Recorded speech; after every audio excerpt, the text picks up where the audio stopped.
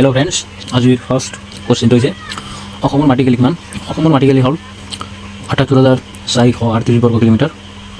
আজিৰ second question হৈছে অসমত BTT কেতিয়া গঠন কৰা হৈছিল? অসমত BTT গঠন কৰা হৈছিল 2003 চনত। শুদ্ধ আনচাৰ। 3 নম্বৰটো হ'ল আয়তনৰ ফালৰ পৰা অসম ভাৰতৰ কিমান শতাংশ?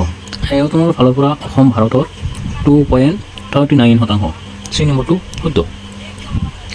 4 নম্বৰ কুৱেশ্যনটো হৈছে কেতিয়াৰ পৰা অসমৰ ৰাজধানী দিছপুৰ বুলি জনাজাত হয়?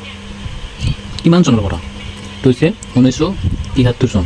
এই নম্বৰটো শুদ্ধ আনচাৰ। 5 নম্বৰ কুৱেশ্যনটো হৈছে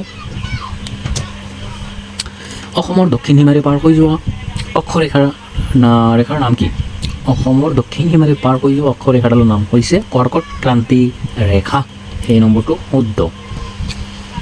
নেক্সট কুৱেশ্যন, উত্তৰ পূৰ্বাঞ্চলৰ সৰ্ববৃহৎ নগৰখনৰ নাম কি?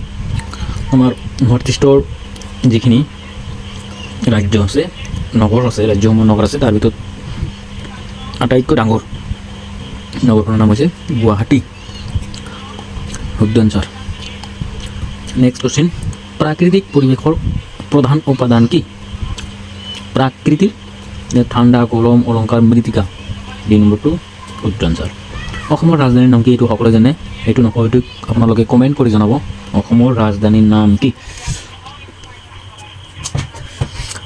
আজিৰ নেক্সট কুৱেশ্যন হৈছে অসমৰ প্ৰধান নৈ কোনখন? ব্ৰহ্মপুত্ৰ, বৰাক, ধনশিৰি, গংগাধৰ। চাৰিটাৰ ভিতৰত শুদ্ধ আনচাৰ হৈছে ব্ৰহ্মপুত্ৰ। এইটো আমি সকলোৱে জানো। নেক্সট কুৱেশ্যন, ভৌগোলিকভাৱে অসম কি জলবায়ুৰ অন্তৰ্গত? নেক্সট কুৱেশ্যন, ভৌগোলিকভাৱে অসমখন কি জলবায়ুৰ অন্তৰ্গত? এইটো হৈছে মৌচুমী। এই 10টাৰ ভিতৰত আপোনালোকে কেইটা পাৰে কমেণ্ট কৰি জনাব। Thank U.